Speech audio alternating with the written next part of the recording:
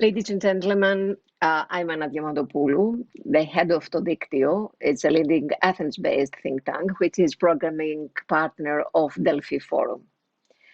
We welcome you here today, Kalos orίσατε, at a special and important discussion which hails from the past, concerns the present, and prepares us for the future. There will be a shift in the global age of population from 7% to 20% during the next few decades. This growth will be one of the greatest social, economic, and political transformations of our time. Hence, it's imperative to discuss the strategy and policies which Western governments should implement so as to tackle new demographic challenges. Hence, labor market, social security, and lifelong learning policies, as well as healthcare and welfare systems, have to adapt to new realities ahead. Digital era, development in home healthcare services, and new labor models are changing things for the better. Age racism, be it towards young or older people, triggers conflicts and injustices. And it certainly does not help states to channel efficiently their productive forces. Sorry. That's something particularly clear in Greece, which has not yet designed any concrete strategy on protection and particularly on participation of this age group in social and economic life. DIKTIO has put priority on all these things we are discussing today. We published the first report on silver economy in Greece 4 years ago. We also published a big report titled The Treasure of 60 Plus last year. And now we are hosting this discussion. The title is Societal Contract for Aging Societies in Post-Pandemic Era, which will hopefully result in another innovative report featuring insights by our distinct invitees. Now I give the floor to Mrs. Maria Karagiannidou. Maria is a main member of our core team in DIKTIO. She's going to introduce the speakers and coordinates the discussion. And Maria, of course, is an expert in this field as well. So have an interesting discussion with us. Thank you, Anna. An expert is a very it's a very important word. I don't know if I'm an expert, but I'm working on aging the last years. So I would like to thank you and welcome you in today's discussion about the new societal contract for the aging societies in the post-pandemic period. The disproportionate impact of COVID-19 pandemic on the older generations, and the risk of violation of human rights shed a light at the special needs of older persons. And we are here today in order to discuss some of these challenges, but as well some opportunities. So for that reason, for that purpose, I would like to invite Professor Grabowski to start the discussion by focusing on redesigning older societies.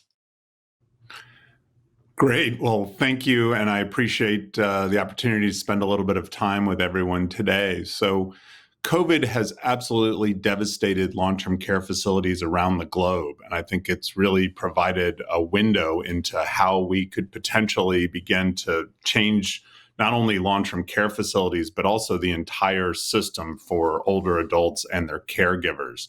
The U.S. was not any different than the countries where all of you live and work, including Greece, where we had a high number of fatalities and a high number of cases among both residents of long-term care settings, but also their caregivers.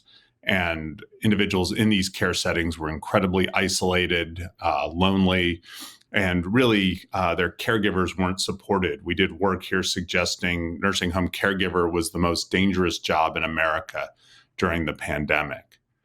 One of my colleagues called the pandemic a crisis on top of a crisis. And I really like that because we had a crisis in aging long before the pandemic. And I think that's really what this pandemic did. It laid bare a lot of the issues that we haven't addressed for many decades. And now we have this opportunity.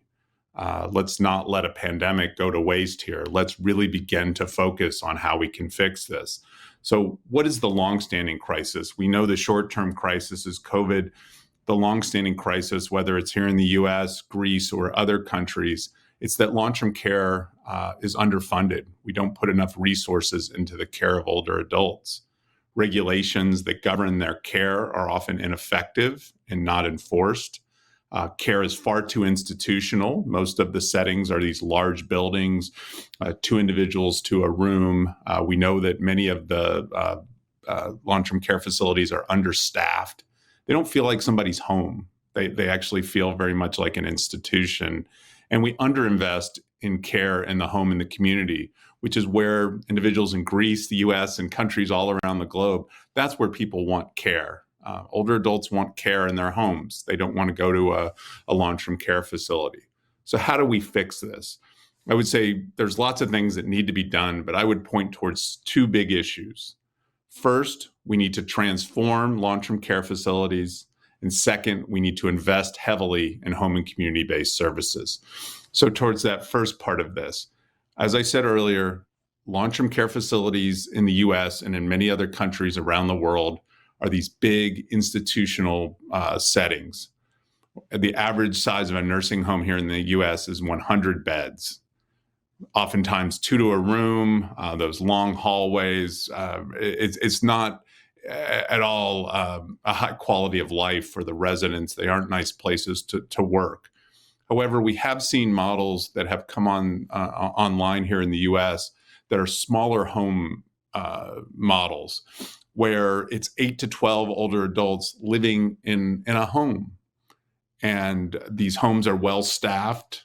The individuals caring for them are valued, and the residents are directing their own care. So both from a perspective of the resident and the staff that are caring for them, it's a much better model. And we did a study of one of these models called the greenhouse, and we found much better quality of care and quality of life. Now, it won't surprise any of you that these models are much more expensive and they're going to take dollars. And so policymakers, whether it's here in the US or Greece, are going to have to pay more, invest more to actually build these models. So that's the first part. There's always going to be a group that's going to need nursing home services. Let's make those nursing home services, those long-term care facility services, as strong as possible. And that's a small home model that's well staffed and very home-like. On the other side, Greece, the US, lots of countries have underinvested in home and community-based services. I said this earlier, but I'll say it again because it's such an important point. Individuals want services in their own home. They don't want to move. They want to age in place, but they want to age in the right place. And the right place is a home where they're supported. And that support comes from long-term care services. And there are countries where this is the expectation. I think about the Netherlands, for example, where when older adults have long-term care needs, those are provided by the state. They're provided in the home. Here in the U.S., it largely falls on families, and once you qualify for income and asset thresholds for Medicaid, then services potentially come in. But we have a lot of individuals. We have this forgotten middle income group here in the U.S. They're not wealthy enough to self-finance their own home and community-based care, and they're too wealthy to qualify for Medicaid. We need to get more services to them. And I'll say President Biden has made steps here and put a lot of dollars most recently into investing in the home and the community. My final point I want to stress here, oftentimes these are held up as counter ideas that we can either invest in long-term care facilities or we can invest in the home.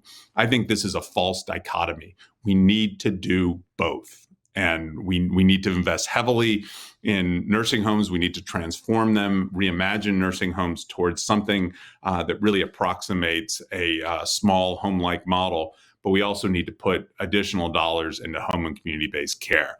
This is how we're going to meet the needs of older adults. It's not one or the other, it's both, and it's investing in both heavily.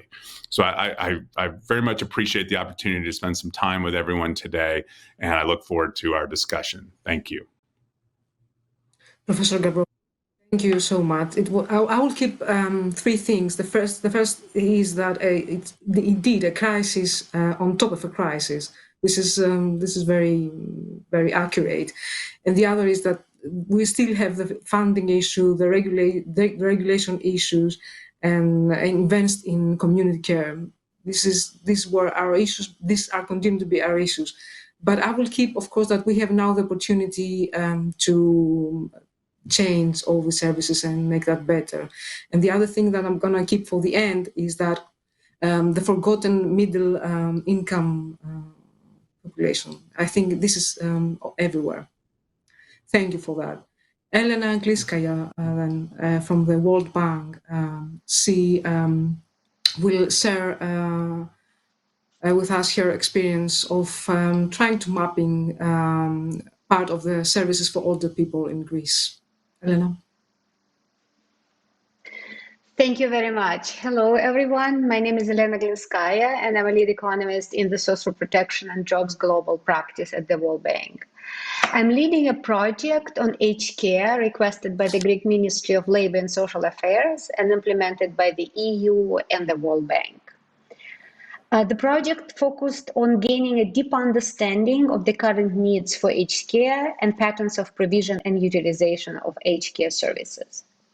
The project started before COVID-19, and I had a chance to visit Athens in February 2020 to meet the counterparts and also to visit the sites where the government services are provided. Now we all see the impact that COVID-19 had and still having on the older people, and we understand even more than before the importance of increasing the availability of affordable and quality aged care. In addition to the government commitment to the cause, Greece is very fortunate to have a thriving community of NGOs and also a very strong academic community. And the issues of aged care services have been in the focus of their research for quite some time. So for this project, we are building on some of the very important work that already had been done by many of them. I, in particular, want to highlight the work done on the basis of the data from the Survey of Health, Aging and Retirement in Europe. We call it SHARE, it's abbreviation, SHARE survey. So this SHARE survey is the largest pan-European social science panel study, and it's provide internationally comparable longitudinal data with insight into health and socioeconomic living conditions of the European individuals. What is very important for us is that SHARE allows to study the needs for care, as it provides information on the prevalence of limitations of activity of daily living, we call them ADLs, and instrumental activities of daily living, AIDLs. And SHARE also allows to study access to the different modalities of home-based care. So let me share with you some of the highlights from the prior analysis. So prior to COVID, on the basis of SHARE, we observed that roughly 10% of Greek seniors reported that they need help with activities of daily living, and about a quarter of those 80 and years older did so. So 10% and a quarter. A significantly higher proportion of seniors, about a quarter of those 65 to 80, and a half of those 80 plus, report that they need help with the instrumental activity living, daily living.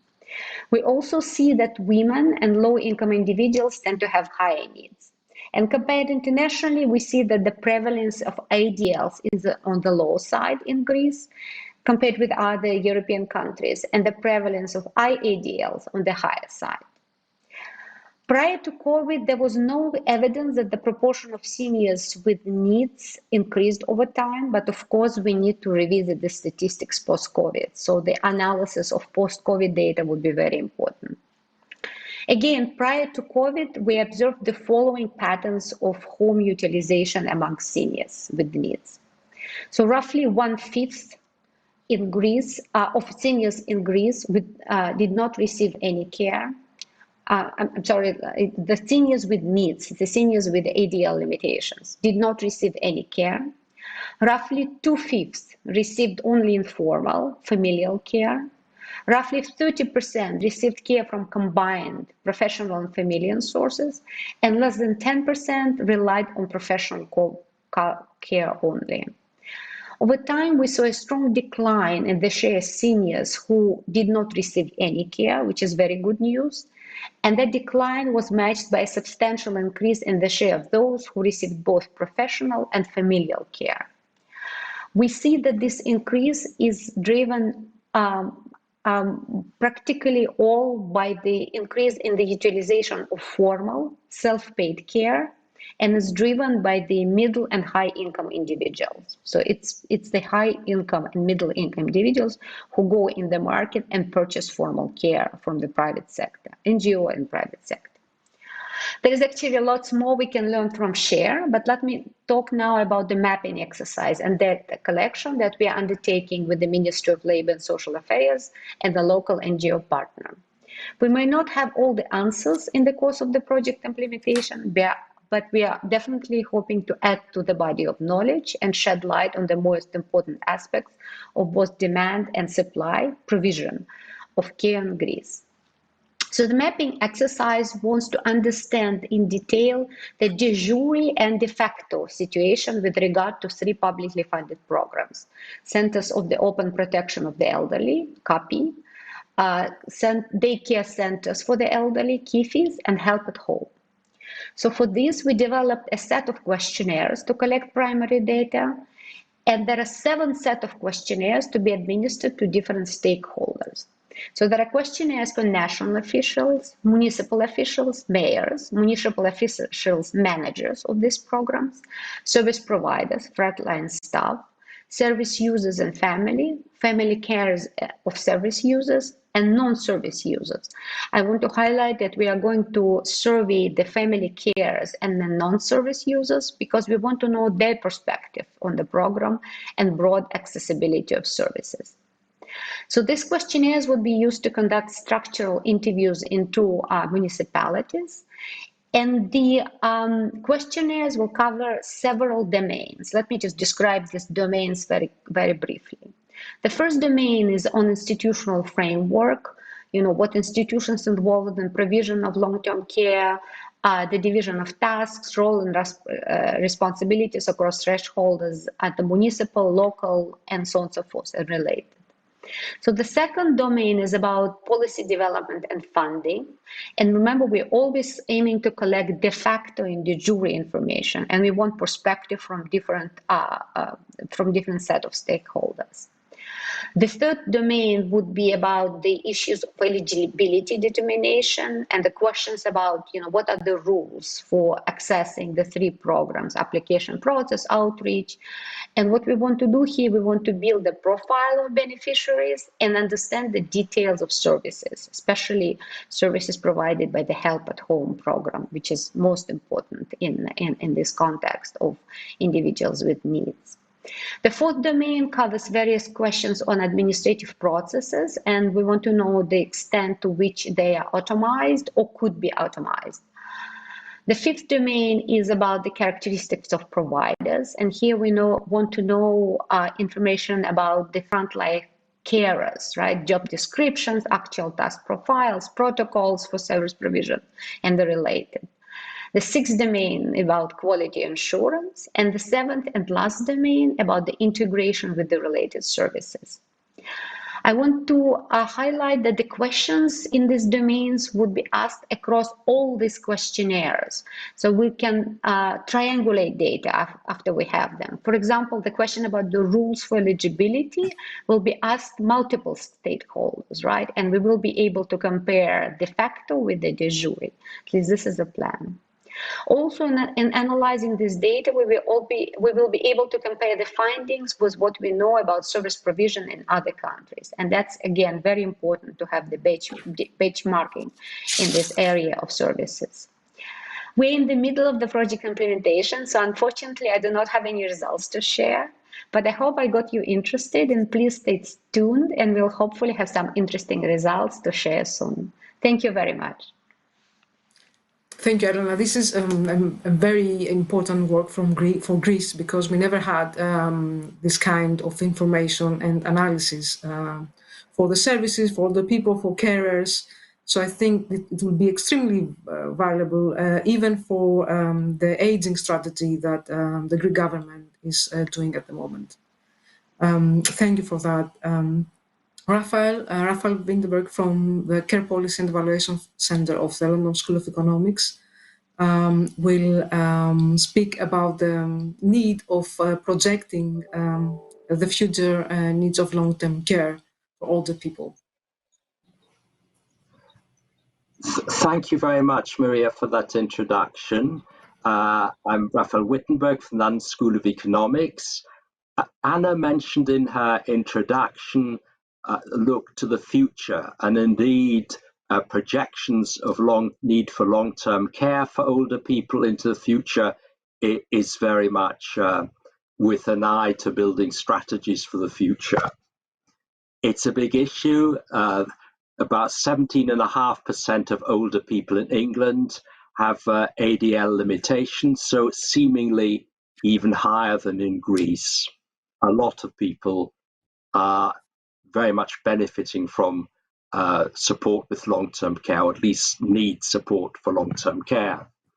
So the issue of funding long-term care has been a subject of debate and indeed concern in many countries and over many years, for the reasons that David mentioned in his comments a bit earlier.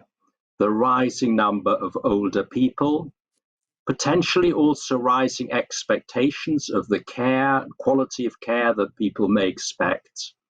And because it's a very labor-intensive sector, almost by definition, its costs do seem likely to rise considerably, with limited scope for replacing people with capital, the traditional way of increasing productivity. So a lot of concern about its future affordability, and much debate and reforms in various countries in Europe and elsewhere. For example, in Germany's had a series of reforms.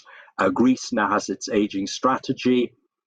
Scotland has had reforms, but in England there has been 25 years of debate. Everyone agrees there needs to be reforms, and there's a lack of agreement about what those reforms should be. So why do we produce projections of long-term care needs in this particular context? And I'm going to suggest three reasons. And we have been using our projections that my colleagues and I have been producing for England for all three of these purposes. First of all, to inform financial and service planning by central and local government. In the UK, we've known this as spending reviews, where government publishes plans for public expenditure looking ahead 3 years at a time. And indeed, they use our projections for that purpose. Secondly, I've already mentioned proposals to reform long-term care. There have been so many of them in England over the last 25 years, and many of them, I think all of those by government and major political parties, have been informed by detailed projections. And thirdly, to look at the long-term fiscal sustainability of public expenditures. The EU Aging Working Group, as you know, produces such projections every couple of years for each EU country. And within the UK, we have an Office of Budget Responsibility that does so. And again, our work has very much fed into those analyses. So various important reasons why we produce projections and how they are used by government agencies. But in looking at these projections and using them to inform policy, it's extremely important to understand their basis, their value, but also their limitations. Most of the projections of which I'm aware, certainly the ones we produce, are projections of the demand side, of need and demand. But they're not projections of supply, but we do very much need to consider supply both of unpaid care, which is the great majority of care by family and friends, and also supply of paid care. The workforce is another big issue. I'll come back to those. And we need to recognize that projections are not forecasts. They're based on very specific assumptions about what the trends in the factors that influence demand for care, why care is likely to be needed. And we need to be very clear about what we're assuming about future government policies and future public expectations, for example, about the quality of care. In order to produce these projections, we have to think about what are the main factors that are likely to influence the need for long-term care for older people over the coming years and beyond, and what is likely to affect the expenditure. And I'm going to suggest 4 major issues, although there are others. First of all, of course, the numbers of older people, which is affected mainly by future mortality rates. And of course, the improvement in mortality rates in old age has been a huge achievement. It has, of course, slowed down in the most recent period, and the pandemic is estimated to have reduced life expectancy by about a year. There's then disability rates in later age, and I will come on to those in a moment. There's the availability of unpaid care, and closely related to that, household composition, whether people are living alone or with extended family. Again, I'll come back to that. And there's also the issue of the wages of care staff, which link up with wider government policies, for example, on minimum wages and on immigration to increase the available workforce. So there are a lot of issues to consider. It's a complex picture. Trends in disability have certainly been studied in terms of how they have varied, for example, between countries, and indeed the trends do vary between countries. Indeed, to the extent that the disability rates have risen in some countries and fallen in others. Moreover, in some countries, such as England, there's different evidence from different surveys. So to use past trends to guide the future presents considerable problems. There's also different evidence depending on the severity of the condition looked at. For example, colleagues in Newcastle, Carol Jagger and colleagues, have projected that multimorbidity, 2 or more health conditions, is likely to rise quite considerably over the period to 2035.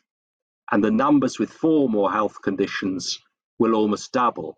But at the same time, disability rates are not projected to rise, indeed potentially to fall, especially among men, although less so among women. And accordingly, independent life expectancy is expected to increase, principally for men and slightly for women. So what should one envisage in producing projections? What should one assume? A lot will depend on policies on the prevention of disability and how successful they are. Unfortunately, the evidence on measures that prevent disability successfully is rather limited. There's some evidence, for example, on preventing social isolation and loneliness, very much in the news now and relevant to disability in old age, but the evidence is mixed. There's evidence on falls prevention, but again, somewhat mixed. And evidence on reablement, which has attracted, certainly in the UK and beyond, a lot of policy interest in recent years, and some evidence that it can indeed be successful. A lot of long-term care needs relate to dementia, And it's been estimated, for example, by the Lancet Dementia Commission, that about a third of dementias could, in principle, be prevented by acting on the risk factors in middle age and into old age, such as smoking and lack of physical activity, diabetes and other health conditions, and again, social isolation and depression.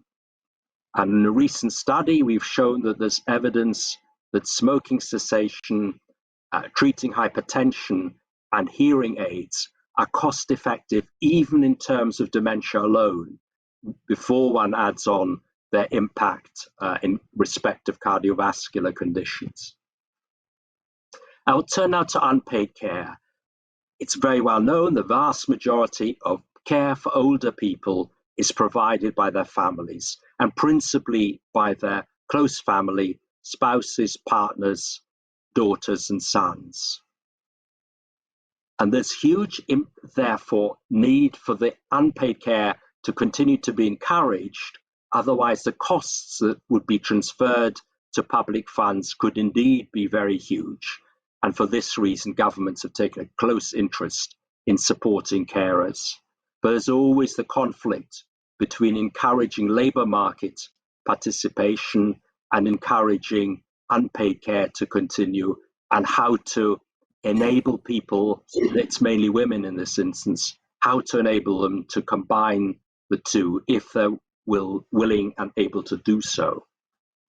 And of course, there are many issues that influence whether people are able to provide unpaid care, for example, for their parents, including their own health, where they live, whether they have competing responsibilities, for example, childcare, but also issues around their beliefs and views about the responsibility to provide care for their parents, and the availability, indeed, of alternative formal services.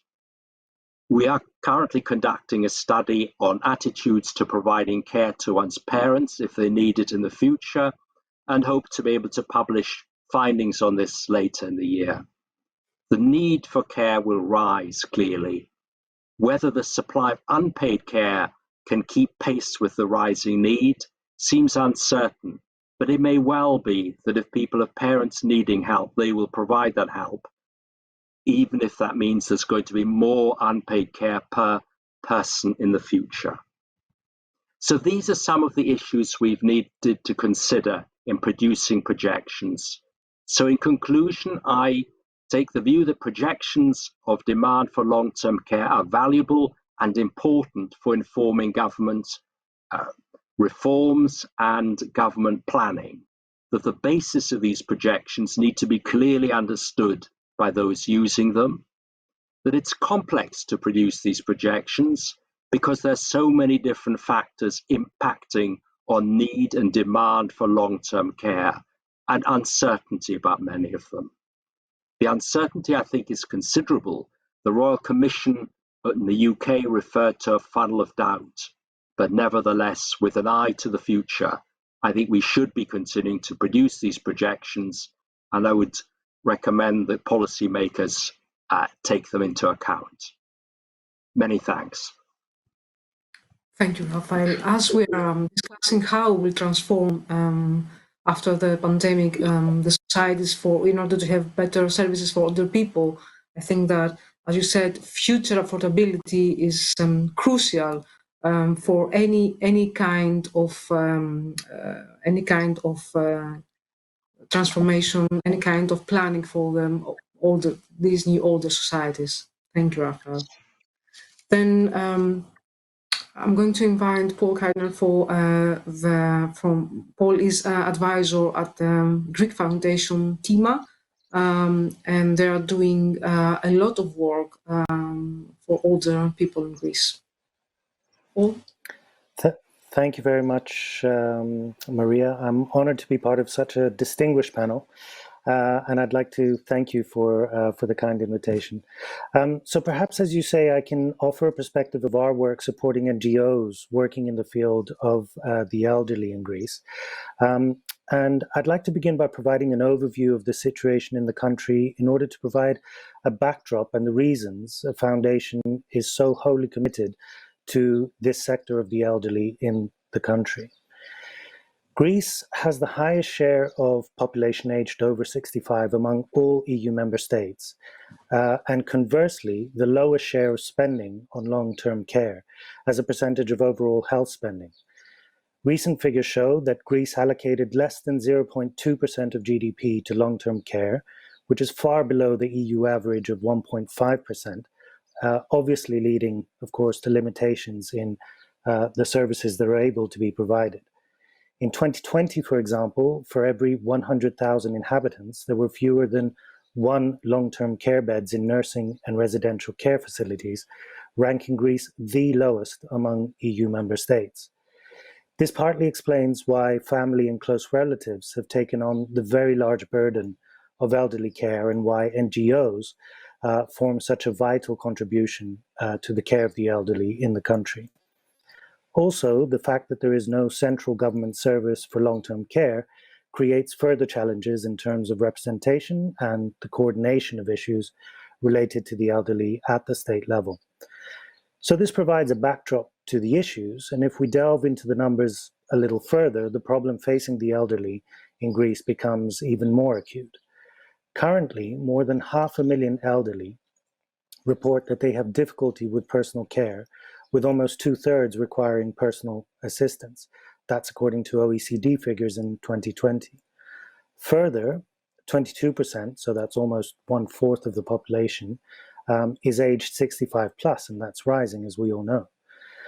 21% of people aged 65 and over are at risk of poverty.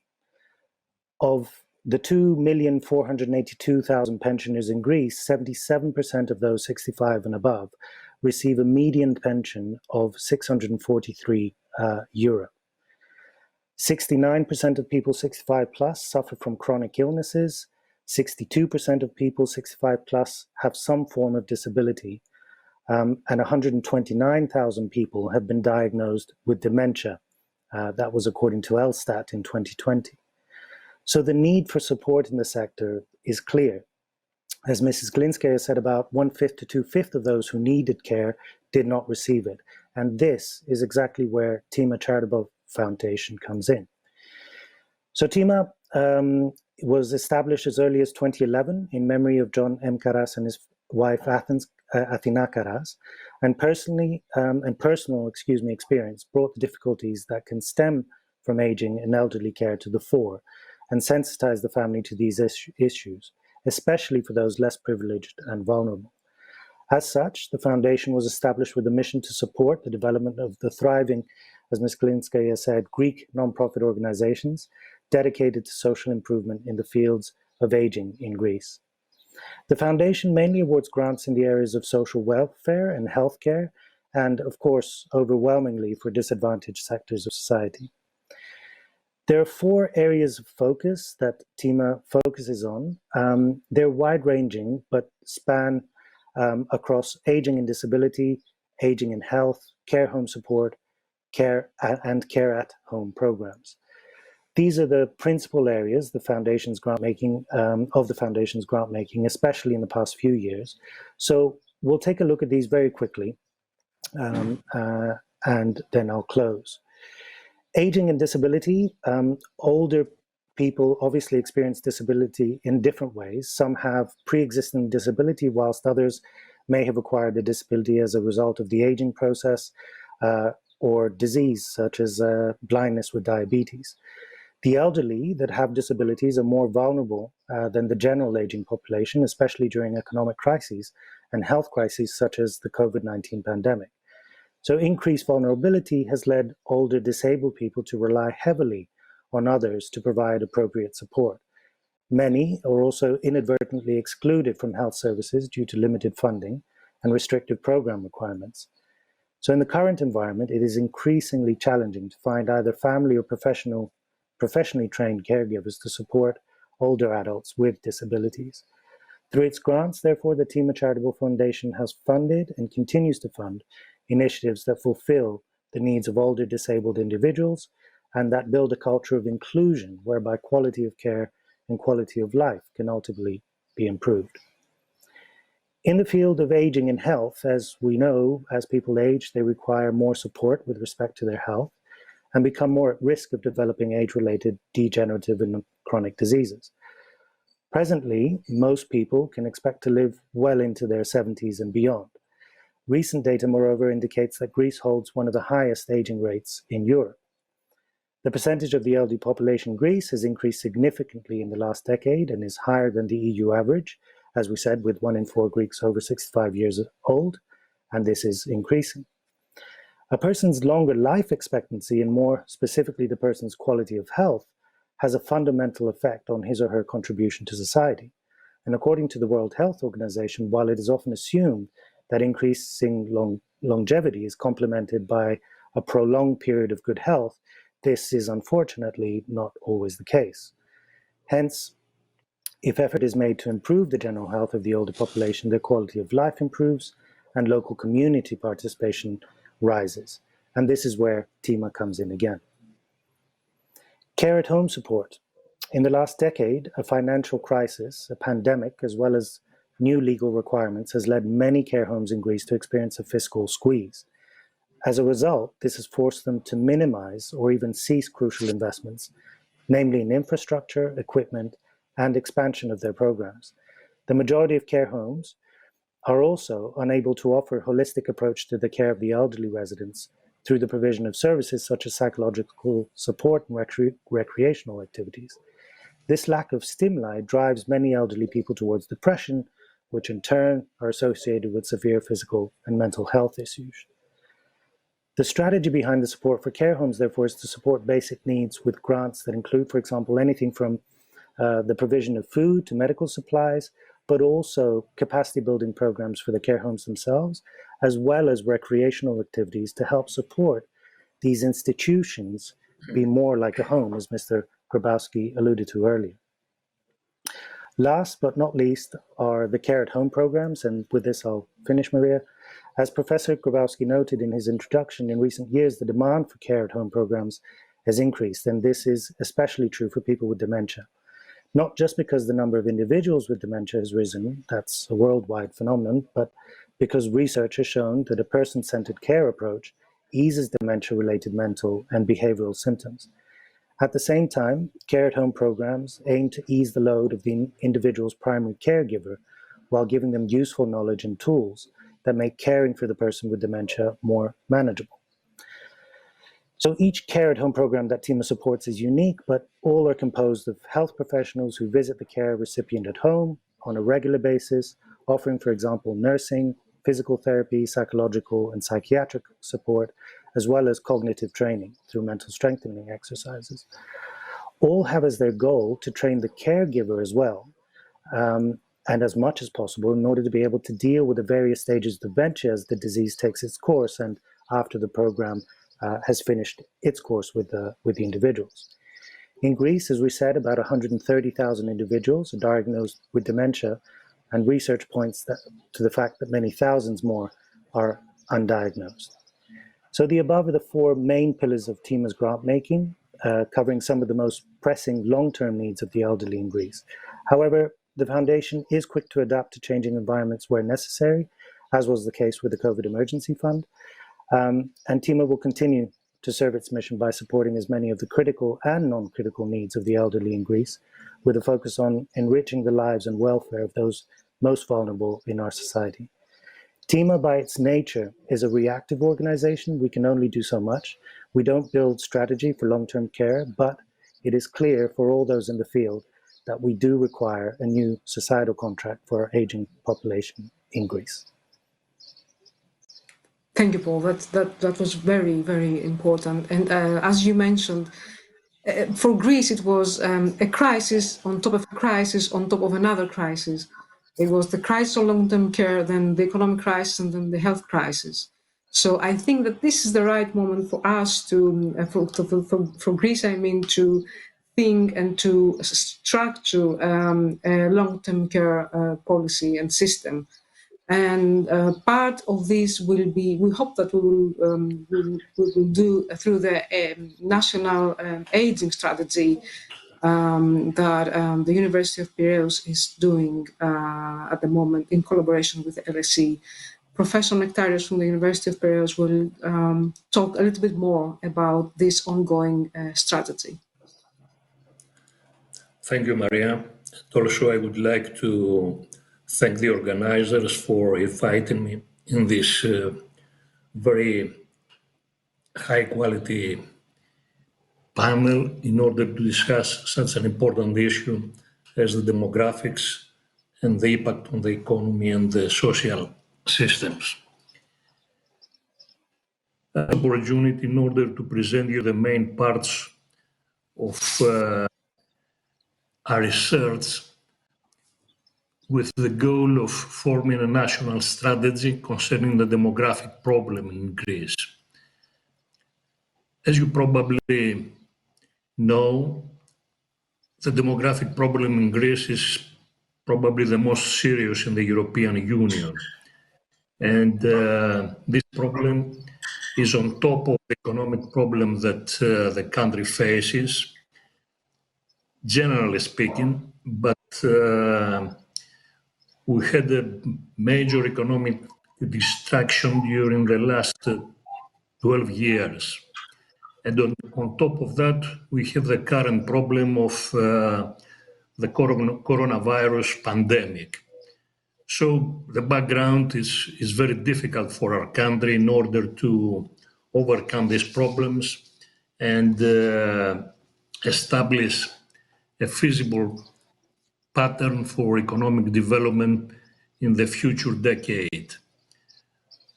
The time frame for our research is the next 50 years. And the major parts of this research that have started since the beginning of this year are as follows. And I would like to take this opportunity to ask for your comments or suggestions in order to improve this planning process. The first part of the research is based, of course, on extensive demographic studies concerning all groups, but most basically the labor force group to the future decades. And we are going to use this information in order to make some projections and establish the prerequisites for the economic development in this difficult period for Greece. As you know very well, there are two major factors that they determine the long-term growth rates for any country, and these are the growth rate of the labor force and the growth rate of productivity. We do not expect any contribution, any positive contribution in the coming decades from the labor force part, and therefore we have to rely on the enhancement of the productivity factor. This is, of course, very difficult to develop and overcome the mean values for the, let's say, 10 to 80 years in the past. That is the current trend is below 1% as far as growth productivity is concerned in this country for the past 20 years. Therefore, we have to do a lot in order to improve that productivity growth rate. The main issue here is the restructuring of the educational system. We have postponed and we have failed to implement a major reform in this area. And we have an even bigger problem in the area of professional education. So we have to do both of those reforms in a very short period of time in order to improve the productivity rate, which is going to be the major determinant of the growth rate in the past. The fortunate thing is that the European Union has made eventually a decision, a major historic decision, to establish the restructuring fund. And this is what I consider as the first step towards some type of forming a federal Europe in the future. Anyhow, by means of this fund, Greece will get something close to 35 billion euros in the next 5 years. And if we leverage that with private financing, we might reach something close to 60 or 70 billion, which is not going to solve all our problems, but it's going to provide the major means in order to reinvest the Greek economy. We should note here that during the last decade, there was total disinvestment in the Greek economy to the volume of 100 billion euros. So we need to replace this capital, and if we do so, then we will attain growth rates close to 3.5 or 4% per year for the first decade up to 2030. And if we do that, then we will recover most of the damage that we have suffered in the past 12 years. This is the major part that we devote most of our research in the first part of this project. A separate chapter in this area will be to make some proposals concerning the defense strategy, given the demographic problem that we face. Here there are two things that we are going to emphasize. The first is to align with France in order to contribute toward the formation of a defense strategy in a common defense strategy in the European Union. And the second part is to align with countries like Israel in order to take weapons, because the defense of the country will not be able to depend on numbers anymore, and it does not make any sense, but only on high-tech technology concerning defense systems. The third part of the study will be the mapping of the facilities that are related to the aging problem. Elena from the World Bank already mentioned that a similar project is going on, and spoken with Elena, and we will be in touch in the near future also in order to coordinate our efforts. We have done a lot of progress in this area, and hopefully we'll be able to provide the full map of the existing facilities, and more important is to design the future map of facilities for the aging populations in the coming decades. The third part is what we would call the quality of life for the aging population. Here we cooperate with LSE in this area, and they have contributed a lot in this research project. And the most important part of this research is to emphasize the prevention and the active aging as policies and coordinating policies, of course, in order to improve the quality of life of the aging population that is going to develop in the coming decades. What do we mean here, and the LSE has done considerable research in the past that's going to help us in this area, is what happens with chronic diseases, which absorb most of the health expenditures in any country.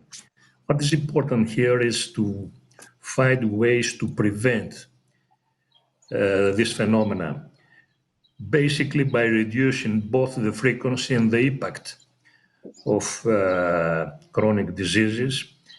And the implication is that if we are successful in doing that, then we will lower the trend of healthcare expenditures in the future.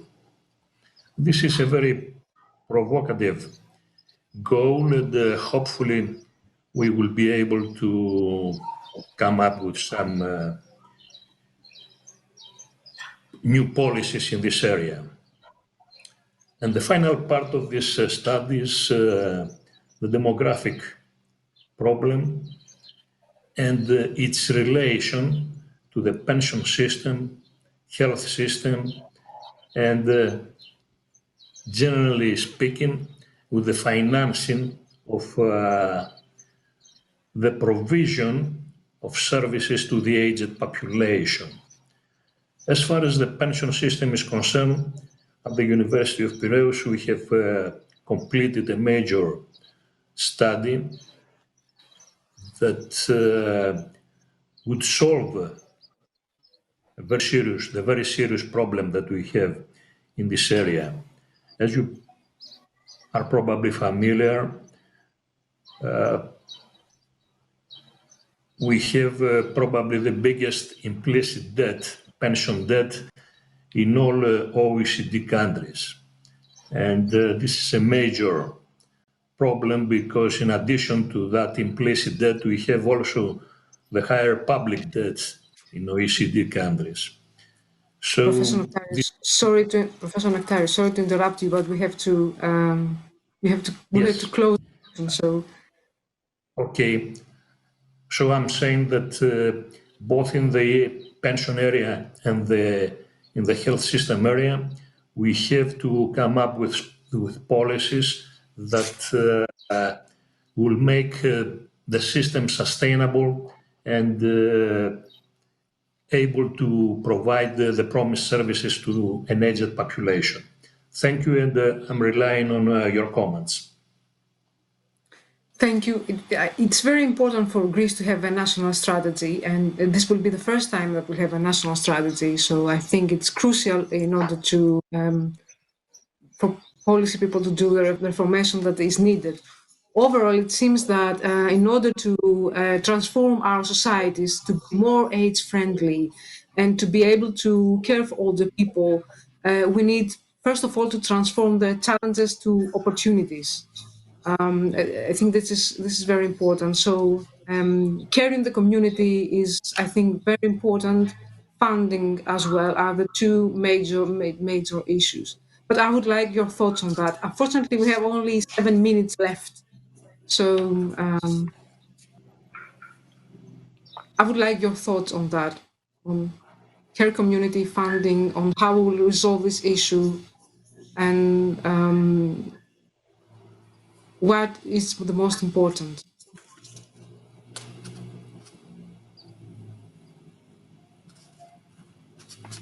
I think that although each country has to fight and balance between home community care and residential care, each country has to focus more on community care the next 20 years.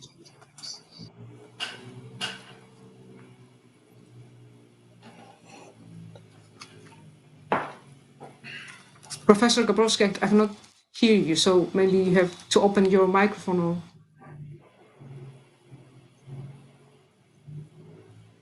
I cannot hear you, unfortunately.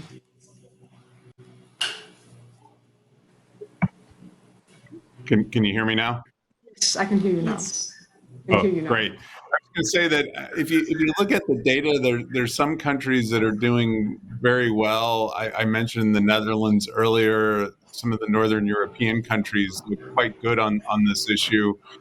Unfortunately, the U.S. and it sounds like Greece are much further along the continuum. We have a lot of work to do in terms of rebalancing, if you will, our long-term care spending. Here in the U.S., it's even further magnified that we have most of the home and community-based care spending is done at the state level. And so we have some states in the US that have done a really good job in sort of rebalancing and transforming the system.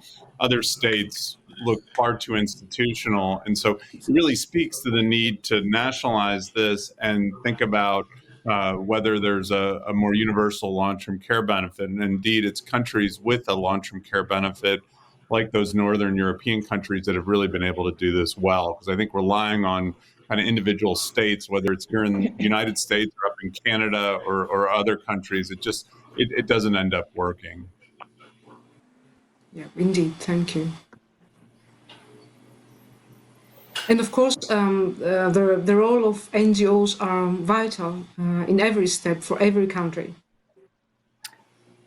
I was going to say that we do have a very sort of vibrant, as Elena said before, thriving NGOs in Greece, and they provide a lot of the elderly services that are required at the moment, filling the gaps where the state is not currently providing that kind of support.